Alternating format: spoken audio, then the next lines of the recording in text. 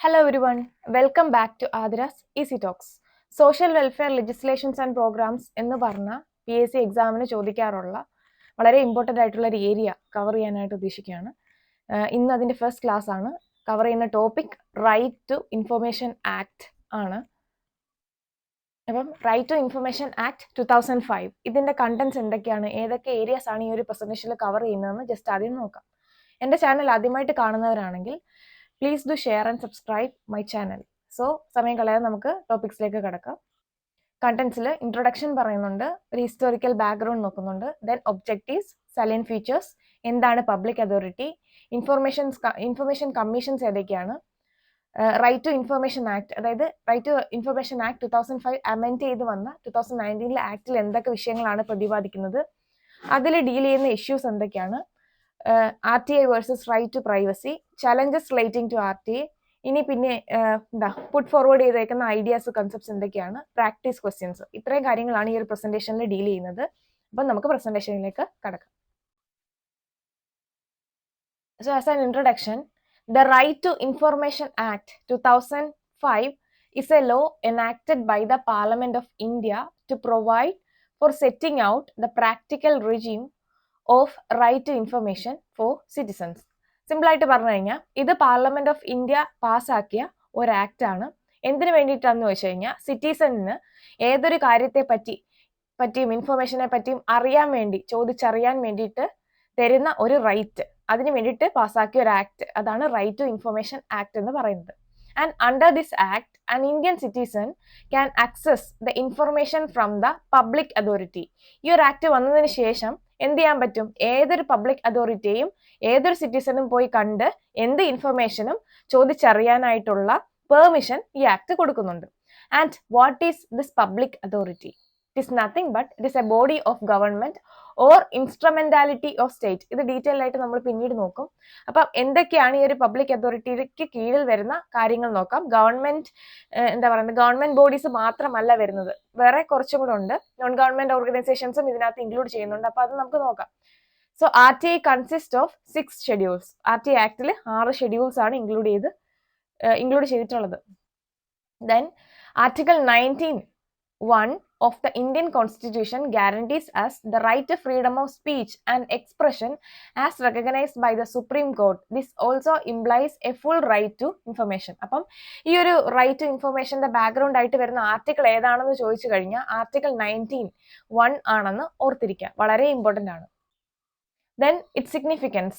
It empowers citizens to take charge by participating in decision making process. അതായത് ഒരു decision making പ്രോസസ്സിൽ സിറ്റിസൺസിന്റെ participation ഉറപ്പുവരുത്താൻ വേണ്ടിയിട്ടാണ് ഈ ഒരു റൈറ്റ് പ്രൊവൈഡ് ചെയ്യുന്നത്, അല്ലെങ്കിൽ ഒരു ആക്ട് പ്രൊവൈഡ് ചെയ്തേക്കുന്നത് എന്ന് പറയുന്നു. And by challenging corrupt and arbitrary actions at all level. ഏതൊരു ലെവലിലും എന്തെങ്കിലും ഒരു കറപ്ഷനോ അല്ലെങ്കിൽ ഇല്ലീഗൽ ആയിട്ടുള്ള ഏതെങ്കിലും വർക്കിംഗ് നടക്കുന്നുണ്ടെങ്കിൽ അതിനെ ക്വസ്റ്റ്യൻ ചെയ്യാനായിട്ടുള്ളൊരു ഓപ്പർച്യൂണിറ്റിയും ഈ ഒരു ആക്ട് വഴി സിറ്റിസൺസിന് പ്രൊവൈഡ് ചെയ്യുന്നു പോകുന്നുണ്ട്.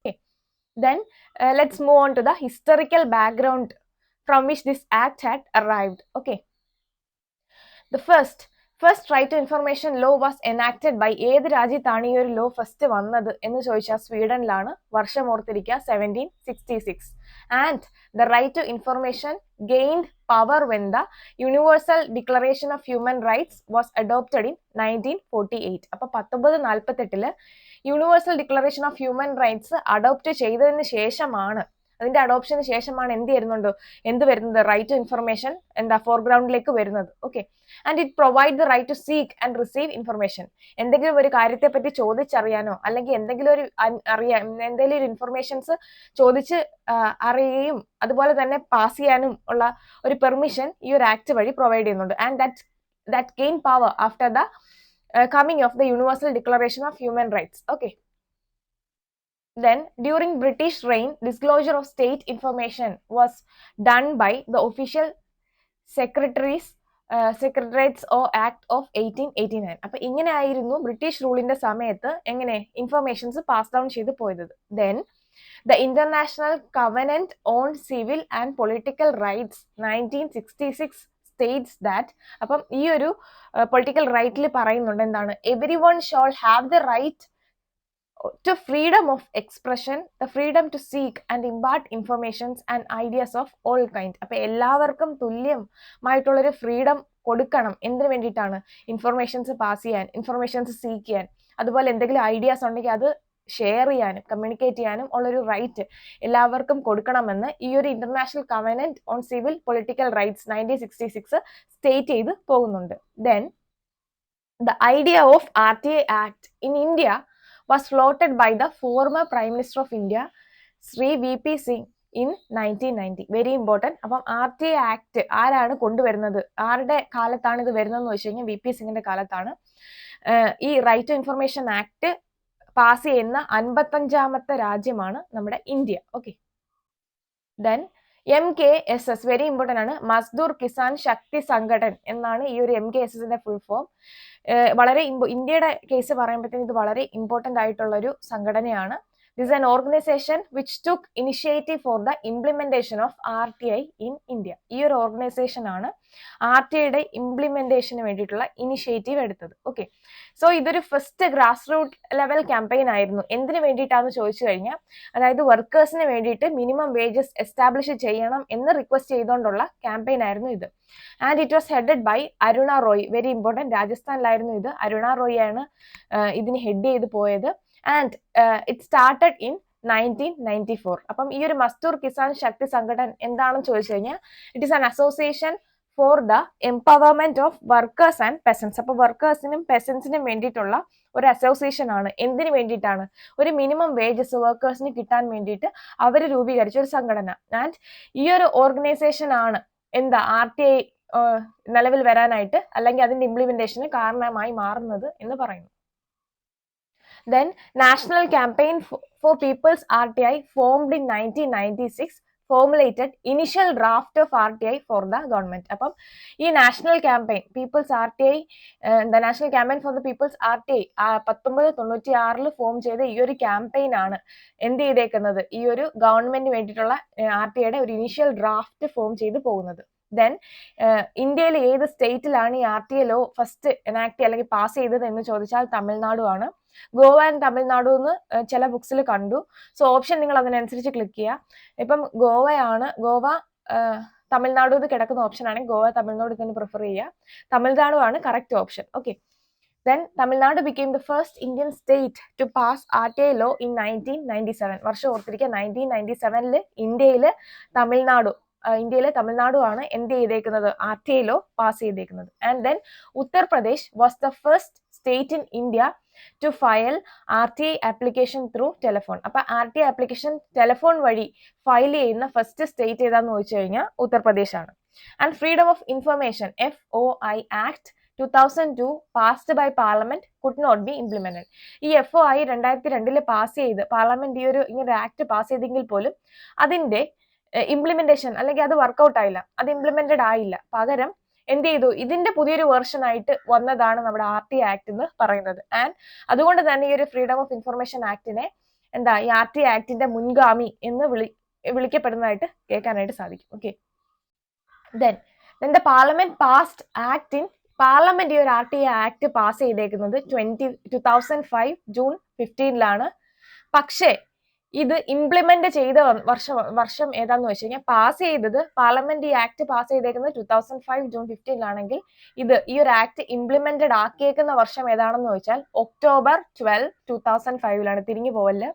ആൻഡ് ഈ ഒരു ആക്ട് കേരളത്തിൽ പാസ് ചെയ്തത് ഏത് വർഷമാണെന്ന് വെച്ച് കഴിഞ്ഞാൽ 2005 ഡിസംബർ 19 ഓക്കെ. ഈ 3 വർഷങ്ങളും ഓർത്തിരിക്കുക. ദെൻ ടൈം പീരീഡ്, അതായത് എങ്ങനെയാണ് ഈ ഒരു ഇൻഫർമേഷൻ എന്താ പറയുക, ഈ ഒരു ആക്ടില് പബ്ലിക് ഇൻഫർമേഷൻ ഓഫീസറോടും അല്ലെങ്കിൽ അസിസ്റ്റന്റ് പബ്ലിക് ഇൻഫർമേഷൻ ഓഫീസറിനോടും ആയിരിക്കും നമുക്ക് കോൺടാക്ട് ചെയ്യാനായിട്ട് പറ്റുന്നത്. ഒരു ഇൻഫർമേഷൻ സീക്കാനായിട്ട് ഇവരെ നമുക്ക് കമ്മ്യൂണിക്കേറ്റ് ചെയ്യാനായിട്ട് സാധിക്കും. അപ്പം ഈ ഒരു പബ്ലിക് ഇൻഫർമേഷൻ ഓഫീസറോട് ഒരു ഇൻഫർമേഷൻ ഒരു RTI നമ്മൾ കൊടുത്തു കഴിഞ്ഞാൽ അവർ 30 ദിവസത്തിനകം നമുക്ക് ആൻസർ തന്നിരിക്കണം. 30 ദിവസത്തിനകം നമുക്ക് അതിനൊരു റിപ്ലൈ കിട്ടിയിരിക്കണം. ഈ ഇൻ കേസ് നമ്മൾ അസിസ്റ്റന്റ് പബ്ലിക് ഇൻഫർമേഷൻ ഓഫീസർക്കാണ് നമ്മൾ RTI പാസ് ചെയ്തേക്കുന്നെങ്കിൽ അവര് ഒരു 5 ഡേയ്സും കൂടെ എക്സ്ട്രാ എടുക്കും. ഒരു 35 ഡേയ്സിനുള്ളിൽ നമുക്കൊരു സൊല്യൂഷൻ അവർ കണ്ടെത്തി തരണം. ആൻഡ് ഈ ഒരു RTA എന്ന് പറയുന്നത് ഒരു വ്യക്തിയുടെ ജീവനെയോ അല്ലെങ്കിൽ സ്വാതന്ത്ര്യത്തെയോ ഹനിക്കാൻ ഉള്ളൊരു പെറ്റീഷൻ എന്തെങ്കിലും ആണ് എങ്കിൽ അവർ കൊടുക്കുന്ന RTA 48 മണിക്കൂറിനകം അല്ലെങ്കിൽ 2 ദിവസത്തിനകം അതിന് സൊല്യൂഷൻ കാണണം എന്നതാണ് റൂള്. ഓക്കെ, അപ്പം ഈ ഒരു RTA ആപ്ലിക്കേഷൻ കൊടുക്കുന്നതിന്റെ ഫീസ് എത്രയാണെന്ന് വെച്ചാൽ 10 രൂപയാണ്. BPL കാർഡുകാരെ ഇതിൽ നിന്നും എക്സെപ്റ്റ് ചെയ്തിട്ടുണ്ട്. ആൻഡ് ഈ പബ്ലിക് ഇൻഫർമേഷൻ ഓഫീസറുടെ കയ്യിലോ അല്ലെങ്കിൽ അസിസ്റ്റന്റ് പബ്ലിക് ഇൻഫർമേഷൻ ഓഫീസറുടെ കയ്യിലോ നമ്മൾ ഇങ്ങനെ ഒരു ഇൻഫർമേഷൻ ആപ്ലിക്കേഷൻ കൊടുത്തിട്ടും നമുക്ക് സൊല്യൂഷൻ ഒന്നും കിട്ടിയില്ല, അല്ലെങ്കിൽ നമുക്ക് റൈറ്റ് ആയിട്ടുള്ള സൊല്യൂഷൻ അല്ല കിട്ടിയെങ്കിൽ നമുക്ക് അപ്പീൽ കൊടുക്കാം.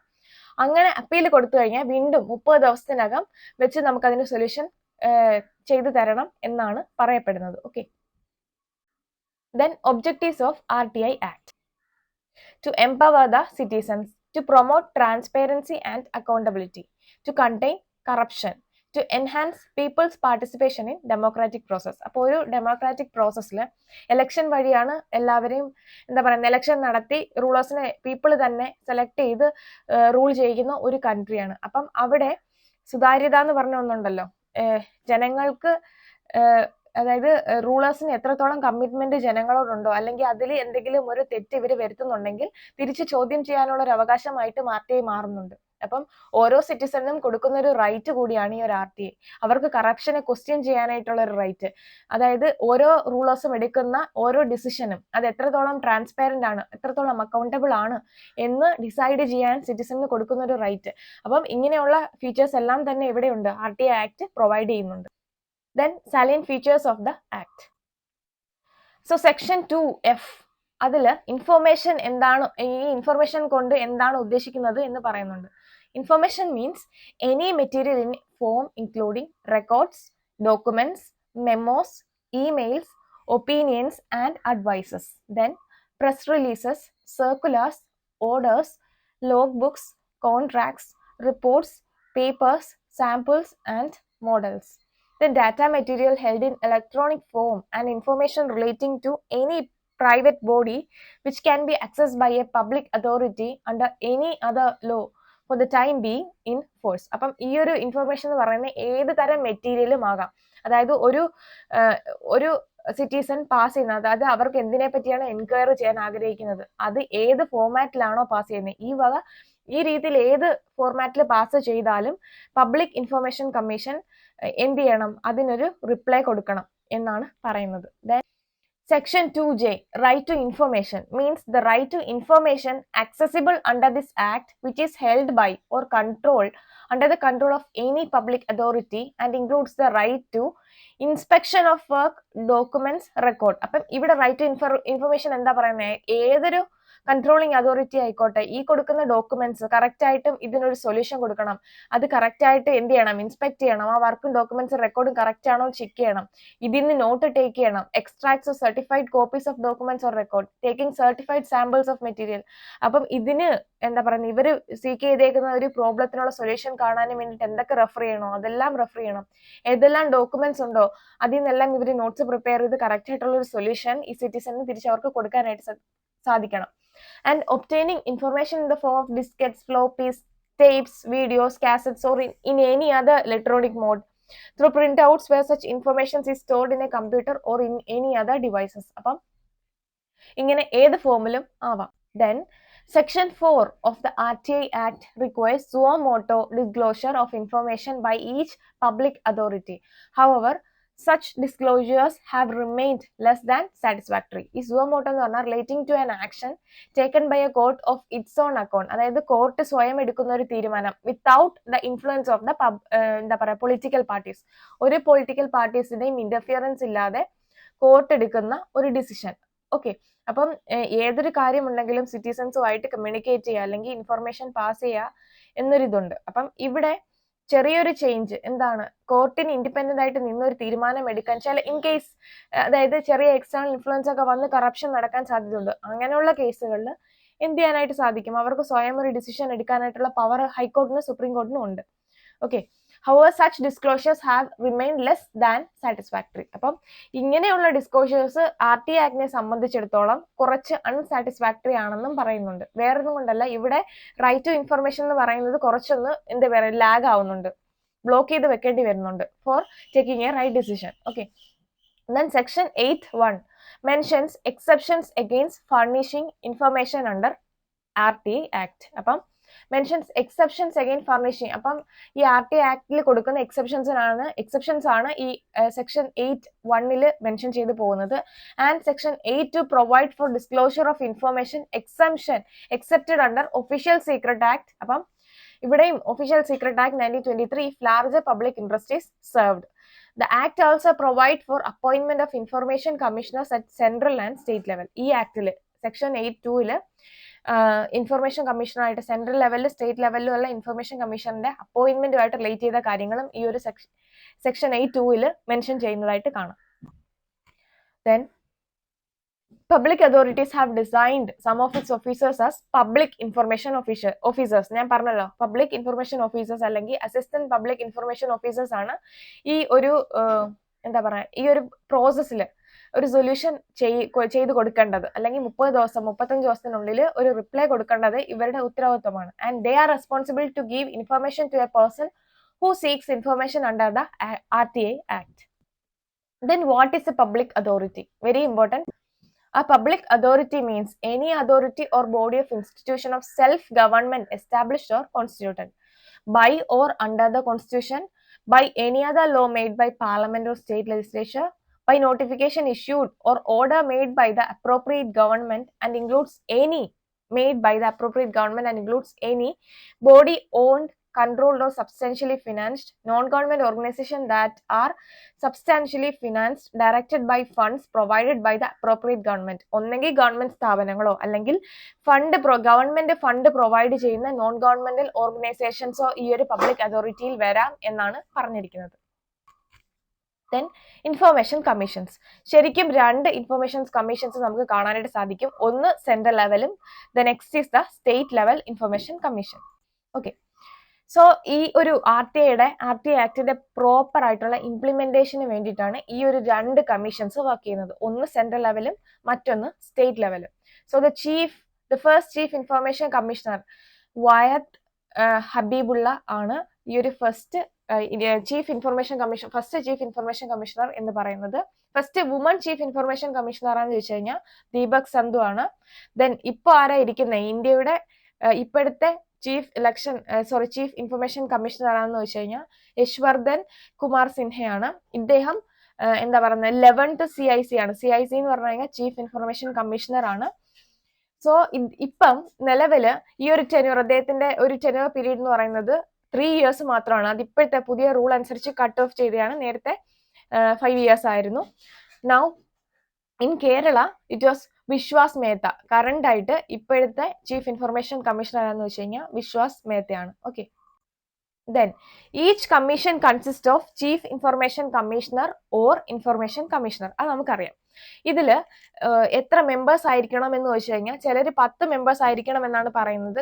10 അല്ല, നോട്ട് എക്സീഡിങ് 10 എന്നാണ് പറയുന്നത്. 10ൽ കൂടരുത് എന്നാണ് പറയുന്നത്. ആൻഡ് ഈ ഒരു ചീഫ് ഇൻഫർമേഷൻ കമ്മീഷണറെ പറ്റി പറയുകയാണെങ്കിൽ he should not be a member of parliament, he should not be a member of legislature of any state or union territory or hold any other office of profit or connected with any political parties or carrying any business or pursuing any profession. അപ്പം വേറൊരു profession ഉള്ള ആളാവരുത്, മറ്റൊരു business ചെയ്യുന്ന ആളാവരുത്, ഒരു political പാർട്ടീസിലും പെട്ട ആളാവല്, അതുപോലെ പാർലമെന്റിലോ ലെജിസ്ലേച്ചറിലോ ഒന്നും member ആയിട്ടുള്ള ഒരാളും ആകരുത്. അതുപോലെ ഇവരുടെ ടേം 5 years ഇപ്പോൾ 3 ആക്കിയിട്ടുണ്ട്. ആൻഡ് ഏജ് ലിമിറ്റ് എന്ന് പറയുന്നത് എത്രയാണ്? 65 years ആണ് ഏജ് ലിമിറ്റ്. അപ്പൊ ഇവരുടെ അപ്പോയിന്റ്മെന്റ് എങ്ങനെയാണെന്ന് വെച്ച് കഴിഞ്ഞാൽ the committee of CIC consist of the prime minister, the leader of opposition in the Lok Sabha and cabinet and union cabinet nominated by the prime minister. ഇത്രയും പേരൂടെ ചേർന്നാണ് ഒരു ചീഫ് ഇൻഫർമേഷൻ കമ്മീഷണറെ അപ്പോയിന്റ് ചെയ്യുന്നത് എന്ന് നമുക്ക് പറയാൻ സാധിക്കും. Then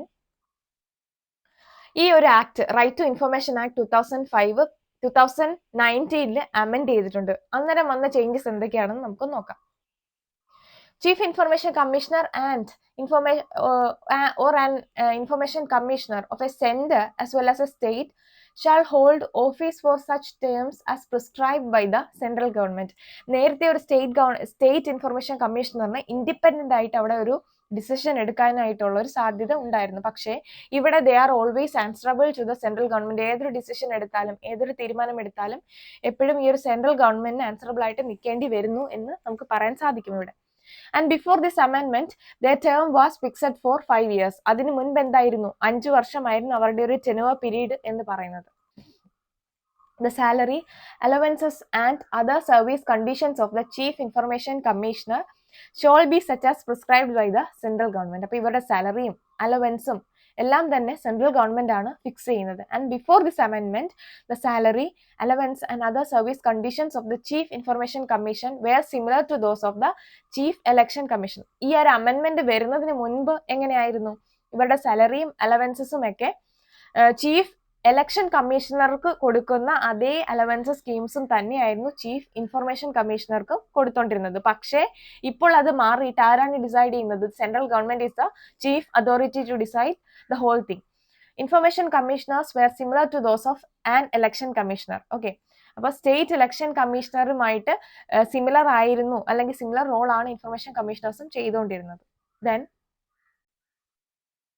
remove the provisions regarding reduction in salary due to pension or any other retirement benefits received for previous government service of. അപ്പം എന്താ പറഞ്ഞേക്കുന്നത്? സാലറി റിഡക്ഷൻ, പെൻഷന് വേണ്ടിയിട്ടും അതർ റിട്ടയർമെന്റ് ബെനിഫിറ്റ്സിന് വേണ്ടിയിട്ട് സാലറിയിൽ ചെറിയൊരു കട്ടിങ് വരുന്ന ആ ഒരു റിഡക്ഷൻ പ്രൊസീജിയേഴ്സ് എല്ലാം തന്നെ ഈ ഒരു അമെൻമെന്റ് വന്നത് മൂലം റിമൂവ് ചെയ്യുന്നുണ്ട്. സോ ഈ ഒരു ഇത് ആർക്കൊക്കെയാ ബാധകം എന്ന് വെച്ച് കഴിഞ്ഞാൽ chief information commissioner, information commissioner, then state chief information commissioner and state information commissioner. Then issues in the അമെൻമെന്റ്. അപ്പൊ ഈ പുതിയതായിട്ട് ഭേദഗതി ചെയ്തു വന്ന ഈ ഒരു ആക്ടിൽ ഉള്ള ഇഷ്യൂസ്, പ്രോബ്ലംസ് എന്തൊക്കെയാണെന്നാണ് ഇനി നോക്കാൻ പോകുന്നത്. These amendments will lead to the dismantling of transparency architecture as they empower the central government to unilaterally decide. അപ്പം ഇതിന്റെ ഒരു സുതാര്യത ഇവിടെ കൊണ്ട് നഷ്ടപ്പെടുകയാണ്. അതായത് ഏതൊരു കാര്യവും പ്രോപ്പർ ആയിട്ടുള്ള ഒരു ഡിസിഷനിലേക്ക് എത്തപ്പെടാനായിട്ട് സാധിക്കുന്നില്ല. കാരണം എന്ത് ചെയ്യണമെങ്കിലും ഇവർക്ക് സെൻട്രൽ ഗവൺമെന്റിന്റെ കൺസെന്റ് ചെയ്യേണ്ടി വരുന്നു. So the commission, which is vested by law with status, independence and authority, will now function as a department of central government. അപ്പം ഇൻഡിപെൻഡന്റ് ആയിട്ട് അതോറിറ്റേറ്റീവ് ആയിട്ട് വർക്ക് ചെയ്തുകൊണ്ടിരുന്ന ഈ കമ്മീഷൻ ഇപ്പം എന്ത് ചെയ്യണം? സെൻട്രൽ ഗവൺമെന്റിന്റെ ഒരു ഡിപ്പാർട്ട്മെന്റ് മാത്രമായിട്ട് ഫംഗ്ഷൻ ചെയ്യേണ്ടി വരുന്നു. ആൻഡ് ദീസ് അമെൻമെന്റ്സ് fundamentally weaken and important part of the RTI architecture. അപ്പം ഈ അമെൻമെന്റ് നല്ലൊരു ശതമാനം RTIയുടെ അതിന്റെ ഒരു മേക്കിങ്ങിനെ തന്നെ ഡിസ്ട്രക്ട് ചെയ്യുന്നുണ്ട് എന്നാണ് പറയുന്നത്. ദെൻ ദ അമെൻമെന്റ്സ്, the amendment violates the constitutional principles of federalism, undermine the independence of Information Commission, dilute the widely used framework for transparency in India, and very important, it was because of these reasons the bill has been called as an RTI elimination bill. അതുകൊണ്ട് തന്നെ ഈ amend ചെയ്ത് 2019 amend ചെയ്തു വന്ന ഈ ഒരു RTI ആക്ടിനെ RTI elimination bill എന്നും അറിയപ്പെടുന്നുണ്ട്. Then RTI versus right to privacy. അപ്പം RTIയും റൈറ്റ് ടു പ്രൈവസിയും ഒരു ആക്ട് ആണോ എന്ന് ചോദിച്ചാൽ അല്ല. അപ്പൊ എന്താണെന്ന് നോക്കാം. RTI and the Right to Privacy Act are both complementary as well as conflict to each other. അപ്പോൾ ഒരുപോലെ പോവുകയും അതേസമയം അങ്ങോട്ടും ഇങ്ങോട്ടും ക്വസ്റ്റ്യൻ ചെയ്യുകയും ചെയ്യുന്ന രണ്ട് ആക്ട് തന്നെയാണ് ഈ RTIയും റൈറ്റ് ടു പ്രൈവസി എന്നും പറയുന്നത്. While RTI increases access to information, the right to privacy protects it instead. ഇതിന്റെ വർക്കിംഗ് എങ്ങനെയാണെന്ന് വെച്ച് കഴിഞ്ഞാൽ RTI ഒരു സിറ്റിസന് ഇൻഫർമേഷൻ സീക്കാനുള്ള റൈറ്റ് ആണെങ്കിൽ ആ ഇൻഫർമേഷൻ സീക്ക് ചെയ്യുന്ന ആളുടെ പ്രൈവസി പ്രൊട്ടക്ട് ചെയ്യുന്ന റൈറ്റ് ആണ് റൈറ്റ് ടു പ്രൈവസി എന്ന് പറയുന്നത്. ആ സീക്ക് ചെയ്ത ഇൻഫർമേഷൻ സീക്ക് ചെയ്യുക എന്ന് പറഞ്ഞു കഴിഞ്ഞാൽ അവിടെ പ്രൈവസി അത്രത്തോളം ഇമ്പോർട്ടന്റ് ആയിട്ടുള്ള ഒരു ഫാക്ടർ തന്നെയാണ്. So RTI increases access to information and the right to privacy protect it instead. And they both function, അതുകൊണ്ടാണ് തന്നെ ഇവിടെ കോൺഫ്ലിക്റ്റിംഗ് ആൻഡ് കോംപ്ലിമെന്ററി എന്ന് പറയുന്നത്.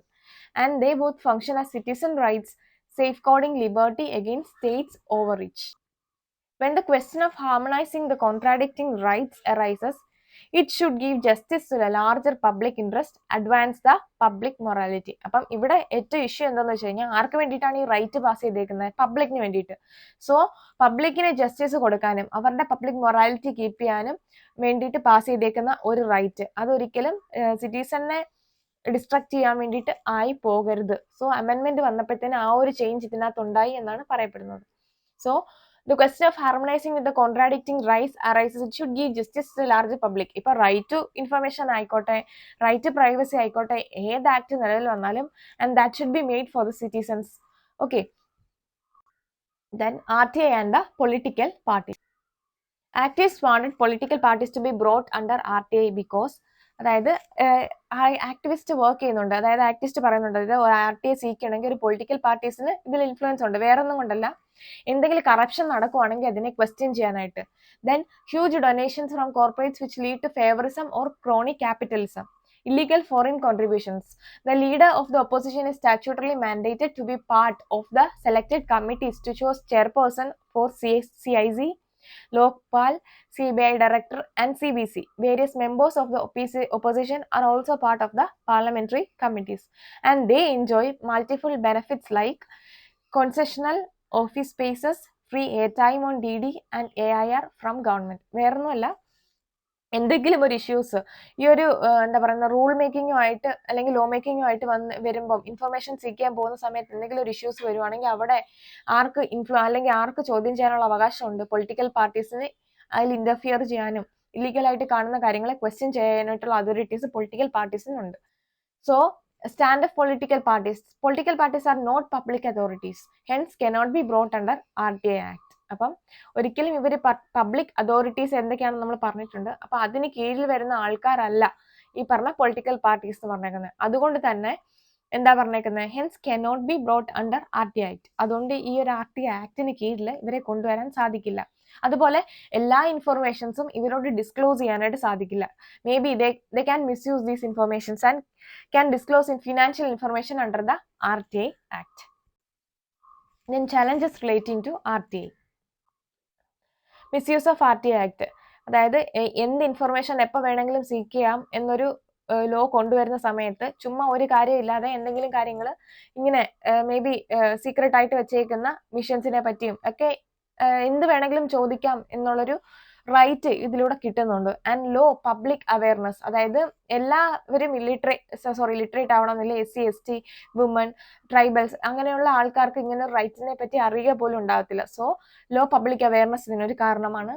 Then huge backlogs and delay in disposal of cases, അതായത് ഇവരൊരു fixed time പറയുന്നുണ്ട് അല്ലെ, 30 അല്ലെങ്കിൽ 35 ഡേയ്സിനുള്ളിൽ ഇൻഫർമേഷൻ പാസ് ചെയ്യണം എന്ന് പറയുന്നുണ്ട്. സോ എത്രത്തോളം ഈ ഒരു ലിമിറ്റഡ് ടൈമിനുള്ളിൽ ഇൻഫർമേഷൻസ് കളക്ട് ചെയ്യാന്നുള്ളത് ചോദ്യമാണ്. സോ കിട്ടുന്ന ആ ഒരു ഇൻഫർമേഷൻ എന്ന് പറയുന്നത് ഒരിക്കലും കംപ്ലീറ്റ് ആവണമെന്നില്ല, അത് ആക്യുറേറ്റ് ആവണമെന്നില്ല. Then issue of enforceability, then secrecy, then other issues lack of staff, poor record keeping practices, lack of adequate infrastructure, dilution of the supplementary laws, etc. Then way forward. അപ്പൊ ഇനി എന്ത്? Open data policy, അതായത് എന്തെങ്കിലും informations ഉണ്ടെങ്കിൽ general ആയിട്ട് ഇപ്പൊ നമ്മൾ നവോദയയുടെ സൈറ്റിലും KVയുടെ സൈറ്റിലും ഒക്കെ കയറുമ്പം ജനറൽ ആയിട്ട് കുറെ കാര്യങ്ങൾ അവർ വെബ്സൈറ്റിൽ പ്രൊവൈഡ് ചെയ്യും. അതായത് നമ്മൾ ഇതെന്താന്ന് വിളിച്ച് കോൺടാക്ട് ചെയ്ത് അല്ലെങ്കിൽ ഒരു ലെറ്റർ അയച്ച് കോൺടാക്ട് ചെയ്യേണ്ട ആവശ്യമില്ല. Everything is provided in the website. So that is A solution they are offering. Then compiling of similar RTA applications, അതായത് ഒരേ രുചിയുള്ള ഒരേ രീതിയിലുള്ള കേസുകളെല്ലാം തന്നെ ഒരുമിച്ച് ക്ലബ് ചെയ്ത് വെക്കാം. Then preventing misuse of RTA, reason knowing provisions for filling the petition, അതായത് ഈ ഒരു RTA ആക്ട് മിസ്യൂസ് ചെയ്യാനായിട്ട് കുറെ കാരണങ്ങളുണ്ട്. ചുമ്മാ ഒരു കാര്യമില്ലാത്ത കാര്യത്തിന് വേണ്ടിയിട്ടും മറ്റുള്ളവരെ ദ്രോഹിക്കാൻ വേണ്ടിയിട്ട് ഇങ്ങനെ പെറ്റീഷൻസ് ഒക്കെ ഫയൽ ചെയ്യാം. അപ്പൊ എന്ത് ചെയ്യണം എന്ന് പറഞ്ഞു കഴിഞ്ഞാൽ, ചുമ്മാ ഒരു റീസൺ ഇല്ലാത്ത റീസണിന് പെറ്റീഷൻ ഫയൽ ചെയ്യാന്നെങ്കിൽ അവർക്ക് പെനാൽറ്റി ഉണ്ടാകും, അല്ലെങ്കിൽ ഒരു പെനാൽറ്റി ഫിക്സഡ് എമൗണ്ട് അടയ്ക്കേണ്ടി വരും എന്നൊക്കെ പറയുമ്പോഴത്തേന് അവർ ഇതിൽ നിന്ന് മാറും. Okay, so that can be implemented. Then balancing with privacy right. അപ്പം എപ്പോഴും ഒരു RTA ആക്ട് എന്ത് ചെയ്ത് പോകണം, പ്രൈവസി റൈറ്റിനെ ബാലൻസ് ചെയ്ത് പോകണം. അതായത് ഏത് കാര്യവും ഇൻഫർമേഷൻ തിരക്കാം എന്ന് പറയുമ്പോഴത്തേന് അവിടെ പ്രൈവസി ബ്രേക്ക് ചെയ്യാണ് ചെയ്യുന്നത്. സോ ഈ റൈറ്റ് ടു പ്രൈവസിയെ അതുപോലെ നിർത്തിക്കൊണ്ട് തന്നെ ആയിരിക്കണം ഈ RTA act, right to information ആക്ടും മുന്നോട്ട് പോകേണ്ടത്. Then increasing public awareness campaign through media and in curriculum. അപ്പം പബ്ലിക് അവയർനെസ് കൊടുക്കുക, അതായത് എന്തിനാണ് ഈ ഒരു RTA, എങ്ങനെയാണ് ഇത് യൂസ് ചെയ്യേണ്ടത്. അപ്പം വെറുതെ ഒരു സിറ്റുവേഷനിൽ അപ്ലൈ ചെയ്യേണ്ട, പെറ്റീഷൻ കൊടുക്കേണ്ട ഒരു കാര്യമാണോ RTA എന്നുള്ളതൊക്കെ മീഡിയ വഴിയോ അല്ലെങ്കിൽ സ്കൂൾ ടെക്സ്റ്റ് ബുക്ക് കരിക്കുലത്തിലോ ആഡ് ചെയ്ത് ഇൻഫർമേഷൻസ് കൊടുക്കാവുന്നതാണ്. Then practice questions, last part of this presentation. Democracy's superior virtue lies in the fact that it calls into activity the intelligence and character of ordinary men and women. In the context of India, which one of the following is the correct relationship between rights and duties? Rights are correlative with duties. Then right to privacy is protected as an intrinsic part of part of right to life and personal liberty.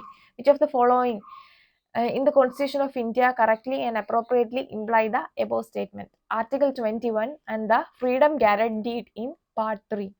Then, one of the implications of equality in society is the absence of privileges. In the context of polity, which one of the following would you accept as the most appropriate definition of liberty? Opportunity to develop oneself fully. Okay. So ഇതിൽ കുറേ questions തന്നിട്ടുണ്ട്, കുറച്ച് questions തന്നിട്ടുണ്ട്. General പാർട്ടിന് notes ആവശ്യമായിട്ടുള്ളവർ താഴെ ഇതിൻ്റെ description ബോക്സിൽ general പാർട്സിൻ്റെ details കൊടുത്തേക്കാം. ആവശ്യമുള്ളവർ താഴെ കൊടുത്തിരിക്കുന്ന നമ്പറിൽ, ഡിസ്ക്രിപ്ഷൻ ബോക്സിൽ കൊടുത്തിരിക്കുന്ന നമ്പറിൽ കോൺടാക്ട് ചെയ്യുക. So thank you. ഇതിൻ്റെ ബാക്കി പോർഷൻസ് നെക്സ്റ്റ് ക്ലാസ്സിൽ ആയിട്ട് അപ്ലോഡ് ചെയ്ത് പോകുന്നതാണ്. Thank you so much.